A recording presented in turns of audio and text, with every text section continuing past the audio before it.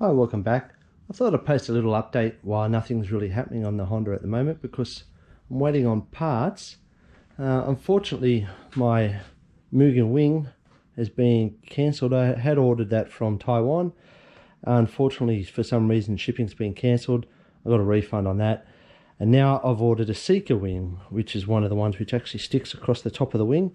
So hopefully that'll be here later this week. I've also picked up, which I'll do an install video on, is a Bride Lomax seat. Now I've got a rail for it. I'm just waiting for it. I've got to go pick it up, and then I'll do an install video and also show how to do the delete so you don't get the airbag light on the dash. This is a replica, but these are actually ADR approved here in Australia, so the company that's done them's obviously gone and got it approved, which is good. So yeah, I'll do a video on that.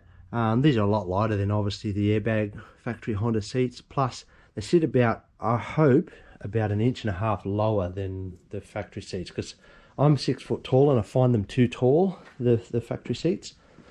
And also I'm doing another little job where most people's center dash doesn't work. As soon as you put an aftermarket stereo in, or like me where I've deleted the stereo, the center display stops working. So what I'm planning on doing is installing 2 more gauges in the back of the display there. So this one's an exhaust temp, and I've got another water temp on the way, and once a water temp one turns up, I'll show you another video of it all hooked up, and it sits in there quite well. I'm just going to make a bit more of a bracket up for it to hold the gauges in. Get that to sit in there properly. Move that one out of the way so you can see.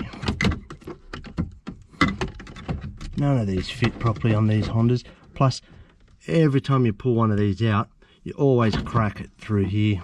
These are they're good, but they're very brittle, and when the car's 12 years old like this, it seems to break the clips off. So you'll see where that sort of sits in there like that. Then I'll have another water temp one there, which I always find it's good to have a second water temp gauge when you're racing. The dash ones, they're good, but they're not overly accurate. So, and also I've been driving it for a week. I'm waiting for the restrictions for the coronavirus to lift, and then I'll do a review video with a drive video. It does scrape a little bit on the front. It has worn part of the fender on the inner fender away, but it seemed to have worn enough off it now that it's not actually scrubbing anymore. But I might lift it up 1 centimeter, I reckon, just to get a little bit more clearance, because it scrapes exhaust as well over speed humps. And under the bonnet I've fitted a catch can to it.